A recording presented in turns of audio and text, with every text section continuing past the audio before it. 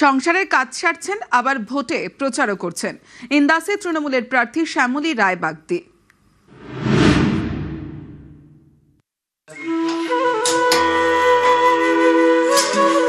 তিনি রাঁধেন, তিনি চুলও বাঁধেন, তিনি ভোটেও লড়েন।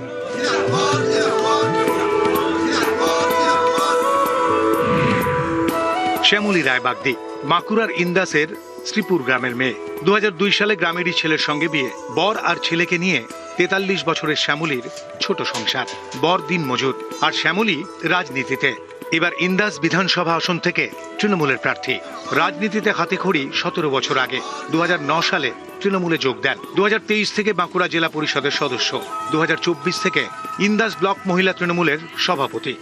আমি ছোট থেকেই আমি গ্রামে দেখেছি যে সিপিএম সরকার রাজত্ব দেখেছি, গ্রামে কোনো উন্নয়ন করেনি এবং আমিও নানা দিক থেকে আমি বঞ্চনার শিকার হয়েছিলাম। কারণ আমি পড়াশোনা করেছি গ্রাম থেকে, কারণ কোনো সুযোগ সুবিধা পাইনি সেভাবে। তারপর থেকে আমার মনে একটা জেদ বস এবং 2009 সালে আমি এই তৃণমূল কংগ্রেস পার্টিতে জয়েন করি। আমি তো গরিব পরিবারের মেয়ে, আমার সব রকমই অভ্যাস আছে।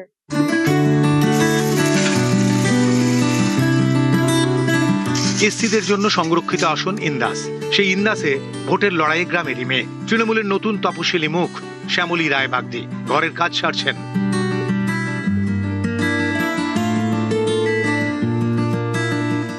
প্রতিদিন প্রচারেও নামছেন।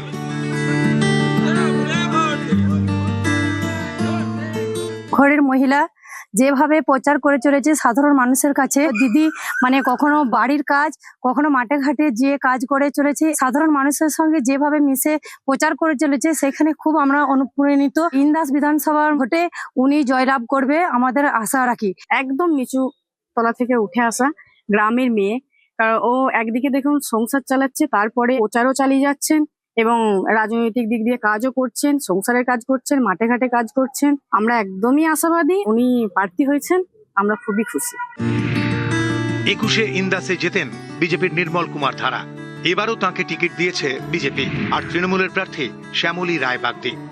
ঘর মোছা থেকে ঝাঁট দেওয়া থেকে শুরু করে রান্না করা, পুজো করা, বাসন মাজা, সমস্ত কিছুই আমাকে করতে হয়। মমতা বন্দ্যোপাধ্যায় যে উন্নয়ন করেছে, সেই উন্নয়ন মানুষ উপভোগ করছে এবং সেই সুযোগ সুবিধা উপভোগ করছে। তাই জনগণের বিপুল ভাবে সাড়া পাওয়া গেছে। 100% আশাবাদী যে জয়ী হব।